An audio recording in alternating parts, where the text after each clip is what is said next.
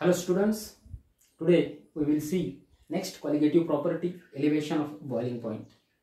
In previous video lecture we have seen relative lowering of vapor pressure and numericals on that. What is meant by elevation? Elevation means increase in boiling point. Boiling point of solution is greater than the boiling point of pure solvent. Okay, pure solvent पेक्षा सोल्युशनचा boiling point जास्त असतो. त्याचं reason काय आपण ते बघूया. कारण pure solvent मध्ये सोल्यूट ऍड केलेला नसतो, नॉन व्होलाटाइल सोल्यूट, आणि सोल्युशन मध्ये काय होतं, सोल्यूट ऍड केलेला असतो. When we add non volatile solute into the pure solvent then its vapour pressure decreases. बरोबर आहे. जेव्हा आपण non volatile solute pure solvent मध्ये ऍड करू तेव्हा त्याचं वेपर प्रेशर काय होतं, डिक्रीज होतं. वेपर प्रेशर डिक्रीज झालं तर त्याचा बॉइलिंग पॉइंट काय होतो, इन्क्रीज होतो. कारण बॉइलिंग पॉइंटची डेफिनेशन काय, the temperature at which vapour pressure of a liquid is equal to atmospheric pressure is called as boiling point. जेव्हा ज्या टेम्परेचरला वेपर प्रेशर त्या लिक्विडचं एटमॉस्फेरिक प्रेशर इतकं होतं तेव्हा ते लिक्विड काय होतं, बॉईल व्हायला चालू होतं. सपोज वॉटरला हीट केला तुम्ही, त्याचं वेपर प्रेशर वाढत जातं. When we increase the temperature vapour pressure increases, वाढत जातं. आणि एक स्टेज अशी येते vapour pressure of water is equal to atmospheric pressure. मग त्यावेळेस ते वॉटर काय होतं, बॉईल व्हायला चालू होतं. बरोबर. मग त्या प्युअर सॉल्व्हंट मध्ये वॉटर घ्या किंवा कोणताही प्युअर सॉल्व्हंट घ्या, when we add non volatile solute its vapour pressure decreases. आपण बघितलंय, मागे पण शिकले. When we add non volatile solute into the solvent its vapour pressure decreases. त्याचं वेपर प्रेशर डिक्रीज होतं.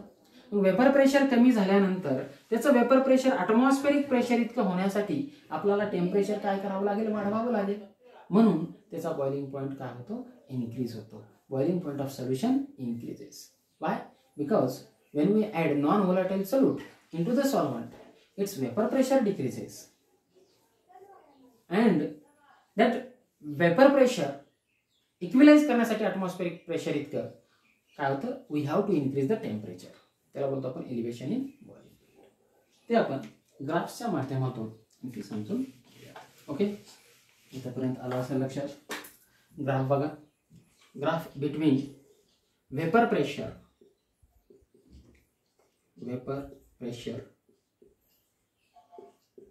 ते ॲटमॉस्फिअर मध्ये किंवा तिकडे vapour pressure and temperature kelvin मध्ये. Suppose this is the graph for vapor pressure of pure solvent. कोणतं? vapor pressure of pure solvent. या टेम्परेचरला इतकं वेपर प्रेशर आहे. when temperature increases vapor pressure increases. suppose this is 1 atmospheric pressure. when we add non volatile solute into the pure solvent then it becomes solution. बरोबर आहे. जेव्हा आपण non volatile solute add करतो solvent मध्ये that become a solution. And when we add the non-volatile solute into the solvent, then its vapor pressure decreases. त्याचं vapour pressure काय होतं, decrease होतं त्या सर्टन टेम्परेचरला. And graph between vapour pressure and temperature of a solution, सोल्युशनचा graph असा असेल. म्हणजे vapour pressure of solution decreases than the vapour pressure of pure solvent. का डिक्रीज झालं? Because we added non volatile solute into the solvent. आणि this is the atmospheric pressure. या टेम्परेचरला at this temperature pure solvent boils. Means vapor pressure of pure solvent is equal to vapor pressure or atmospheric pressure. But at the same temperature solution does not boil. Because vapor pressure of solution is not equal to atmospheric pressure. To equalize the vapor pressure of solution to atmospheric pressure we have to increase in the temperature. आपल्याला काय करावं लागेल, temperature increase करावं लागेल. मग temperature increase केलं तर काय होईल, वेपर प्रेशर इन्क्रीज होईल. And that becomes a atmospheric pressure. That become equal to atmospheric pressure. मग पुन्हा ते एटमॉस्फेरिक प्रेशर इतकं होतं आणि त्या टेम्परेचरला काय होतं, सोल्युशन बॉईल होतं. म्हणजे boiling point of solution is greater than the boiling point of pure solvent. आणि त्या डिफरन्सला, त्या इन्क्रीज इन बॉइलिंग पॉइंटला काय बोलतात, elevation of boiling point. Consider T0B is the boiling point of pure solvent. TB, only TB 09 is the boiling point of solution. तर elevation in boiling point delta TB काय, elevation in boiling point is equal to TB minus T0B. Okay, TB सोल्युशनचा boiling point जास्त असतो म्हणून त्या अगोदर घेतला, आणि सॉल्व्हंटचा प्युअर सॉल्व्हंटचा बॉइलिंग पॉइंट कमी असतो, आणि या दोघांमधला डिफरन्स म्हणजेच elevation in boiling point. Delta TB is equal to TB minus T0B. Delta TB काय आहे मी इथे लिहिणार नाही, elevation in boiling. Okay, then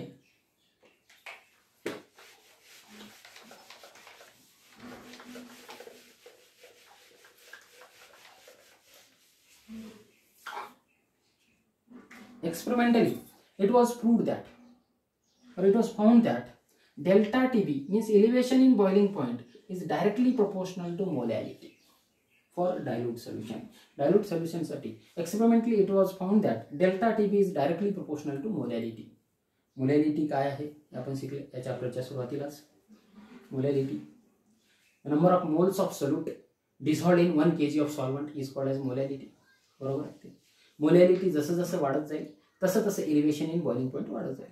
म्हणजे नंबर ऑफ सोल्यूट पार्टिकल जसे जसे वाढत जातील तसं तसं एलिव्हेशन इन बॉइलिंग पॉइंट वाढत जाईल. म्हणजे क्वालिटेटिव्ह प्रॉपर्टीची व्हॅल्यू वाढत जाईल. मी सांगितलं होतं तुम्हाला क्वालिटेटिव्ह प्रॉपर्टीची व्हॅल्यू कशावरती डिपेंड असते, नंबर ऑफ सोल्यूट पार्टिकलवरती, and do not depend on the nature of solute particle. बरोबर. म्हणजे delta TB is directly proportional to M molality. Delta TB काय, elevation in boiling point.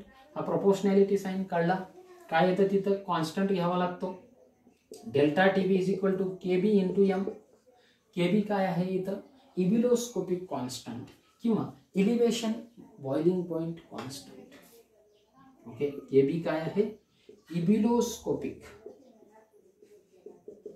Constant म्हणा, किंवा elevation boiling point constant. elevation boiling point constant. okay. KB. M काय, molality जे की तुम्हाला माहिती आहे. Delta TB elevation in boiling point. okay. KB म्हणजे काय असतं, M molality, delta TB elevation of boiling point. मग इबिलोस्कोपिक कॉन्स्टंट ची value is different for different solvent. Ebullioscopic value of KB is different for different solvent. Okay, आणि KB ebullioscopic constant ची definition काय, if M is equal to 1, जर molality 1 असेल, if M is equal to 1, then if M is equal to 1,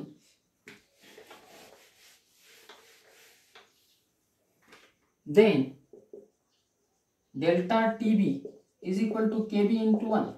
म्हणजेच delta TB is equal to KB. म्हणजे जेव्हा molality 1 असेल तेव्हा KB ची व्हॅल्यू डेल्टा TB इतकी असते, म्हणजे एलिव्हेशन इन बॉइलिंग पॉइंट इतकी असते. म्हणजे त्याला आपण असं म्हणू शकतो, when 1 mole of solute dissolved in 1 kg of solvent, then elevation of a boiling point take place is nothing but the ebullioscopic constant. त्यालाच काय बोलतो, इबिलोस्कोपिक कॉन्स्टंट और KB. त्याची डेफिनेशन अशी सांगू शकता तुम्ही, ebullioscopic constant is defined as the elevation in boiling point take place when 1 mole of solute dissolved in 1 kg of solvent is called as ebullioscopic constant और elevation in boiling point constant. आणि त्याचं unit आहे kelvin kg per mole. Unit of ebullioscopic constant is kelvin kg per मोल. आणि त्याची value वेगवेगळ्या solvent साठी वेगवेगळी असते.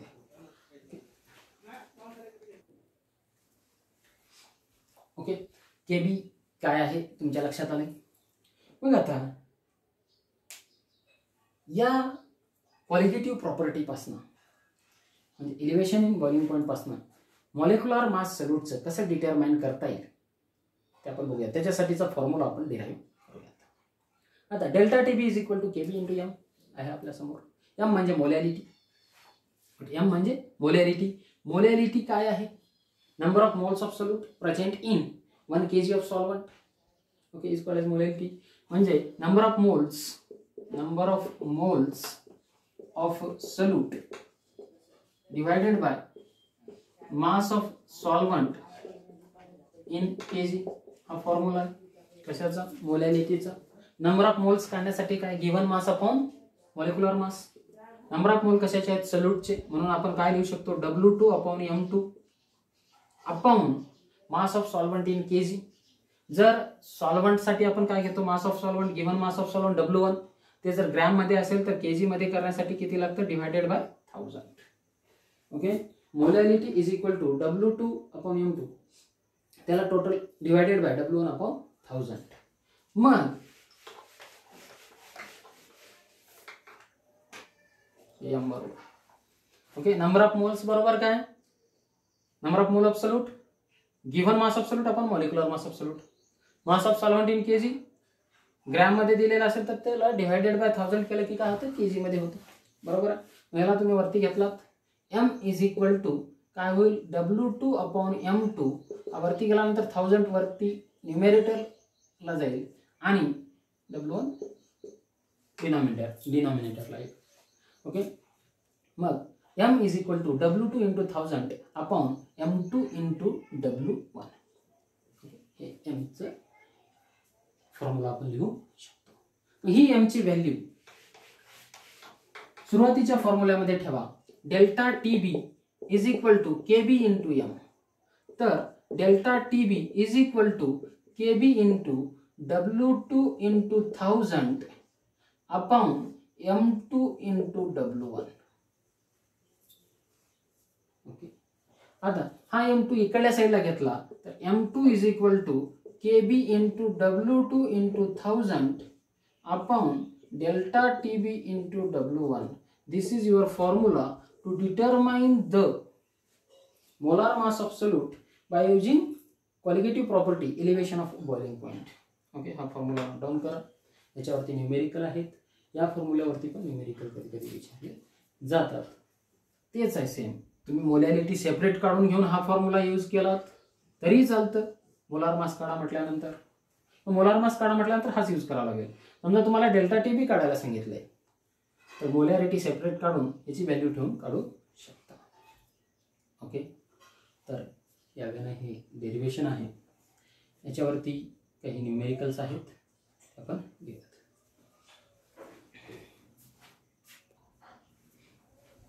इथे बघा, या सर्व याचा मी लॉग फॉर्म सांगणार आहे किंवा टर्म्सचा हे सांगणार आहे. M2 means molecular mass of solute, KB elevation boiling point constant, W2 given mass of solute 1000 आहे, delta TB elevation in boiling point आणि W1 is the mass of solvent, given mass of solvent. Okay, त्यानंतर numerical.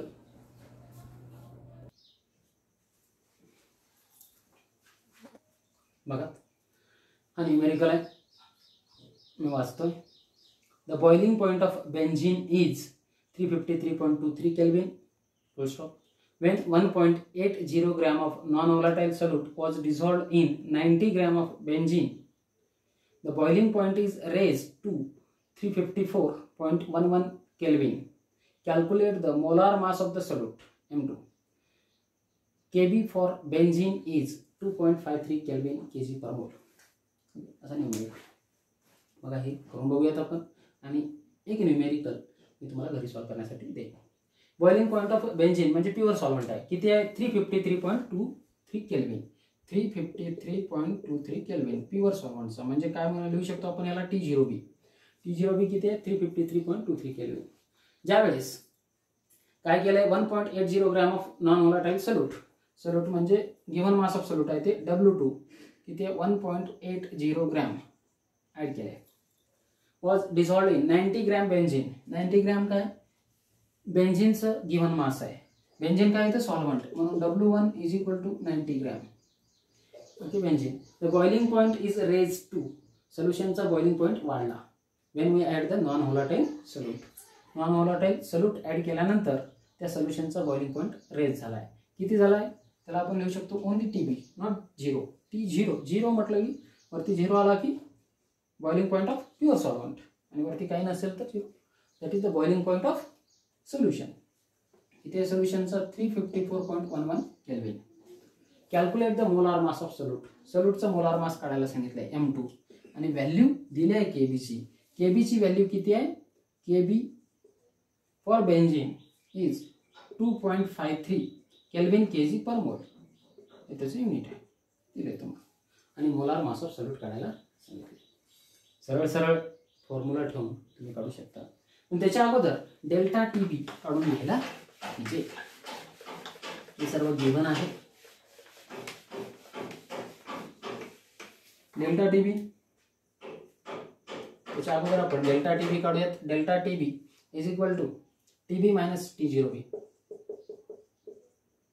Elevation in boiling point.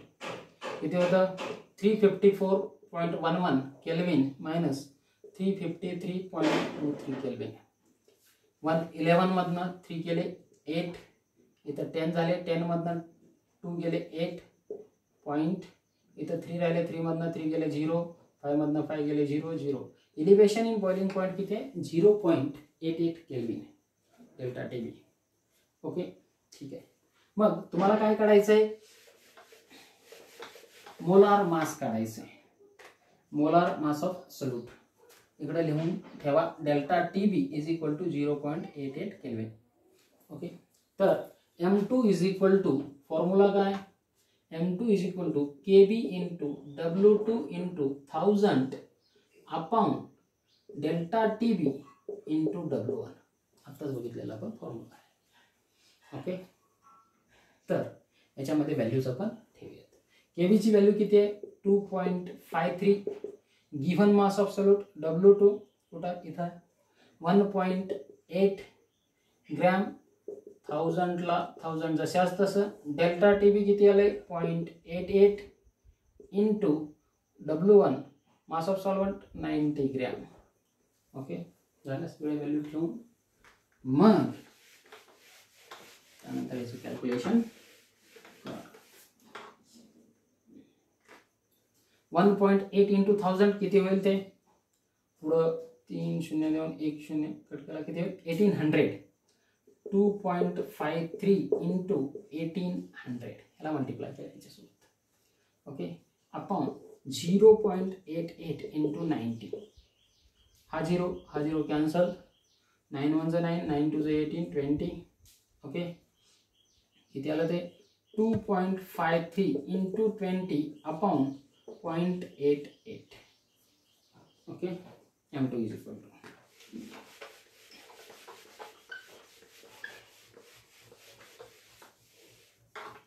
मग 2.53 into 20 2 3 is 6, 2 5 is 10, 1 आले, 2 2 is 4 and 1 5. हा 0 पुढे जशाच तसं 2 नंतर point 0.88. याला तुम्ही डिवाइड केलात तुम्हाला आन्सर येईल M2 is equal to 57.5. Answer येईल gram per mole. Molecular mass of solute is equal to 57.5 gram per mole. Okay यावे ना आणि न्यूमेरिकल आपण सॉल्व केला. We determine molecular mass of solute by using qualitative property elevation in boiling point. Okay यावेळेला झालेलं आहे. आणखीन एक न्यूमेरिकल घरी तुम्हाला सॉल्व करण्यासाठी देणार आहे.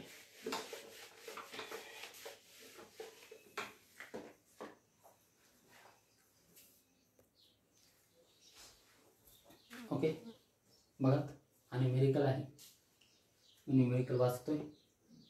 गिवन लिहून घ्या. 18 gram of glucose, formula C6H12O6, is dissolved in 1 kg of water. Solvent. At what temperature will the water boil? At 1.013 bar, 1 atmosphere pressure. Kb for water is 0.52 Kelvin kg per mole. बघा numerical काय विचारलं? Elevation in boiling point काय होईल हे विचारलंय. जर 18 gram of glucose dissolve केला 1 kg वॉटरमध्ये, तर ते वॉटर 1.013 बार म्हणजे 1 atmospheric प्रेशर, त्याचं काही हे नाही. Elevation, at what temperature will the water boil? At 1.013 बार म्हणजेच 1 atmosphere प्रेशर. त्याची केबीची व्हॅल्यू पण दिली आहे. बॉइलिंग पॉईंट कितीने वाढेल किंवा इलिव्हेशन झालेला त्या सोल्युशनचा बॉइलिंग पॉईंट काय असेल जेव्हा 18 gram of glucose 1 kg of वॉटरमध्ये डिझॉल्व केल्यानंतर विचारले. म्हणजे तुम्हाला अगोदर डेल्टा टीबी काढावा लागेल. डेल्टा टीबी काढल्यानंतर डेल्टा टीबी जेव्हा येईल तेव्हा तुम्हाला प्युअर सॉल्व्हंट वॉटरचा बॉइलिंग पॉईंट माहिती आहे. 1 atmospheric प्रेशरला 100 डिग्री सेल्सिअस वॉटरचा बॉइलिंग पॉईंट 1 atmospheric प्रेशर असताना म्हणजे 100 डिग्री सेल्सिअस आहे. म्हणजे त्याचं केल्विनमध्ये किती होईल? 373.15 केल्विन. बरोबर आहे. म्हणजे T0B जे आहे ते किती आहे? T0B 373.15 kelvin. आणि हे तुम्हाला टीबी काढायचं आहे. डेल्टा टीबी तुम्हाला या न्यूमेरिकलमधून भेटेल. म्हणजे तुम्ही delta TB is equal to KB into M किंवा तो अगोदरचा फॉर्म्युला जर घेतला किंवा अगोदर मोलॅरिटी काढून घ्या सेपरेट. मोलॅरिटी काढलात की delta TB is equal to KB into M वरनं तुम्हाला डेल्टा टीबी फाइंड आउट करता येईल. ओके, केबीची व्हॅल्यू दिली आहे, मोलॅरिटी तुम्ही काढून घेतलात की डेल्टा टीबी फाइंड आउट करता येईल. डेल्टा टीबी आल्यानंतर तुम्हाला या टीबीची व्हॅल्यू काढता येईल. ओके, त्यामुळे हे सॉल्व करा आणि अशाच प्रकारचे न्यूमेरिकल आणखी काही बरेचसे सॉल्व करत.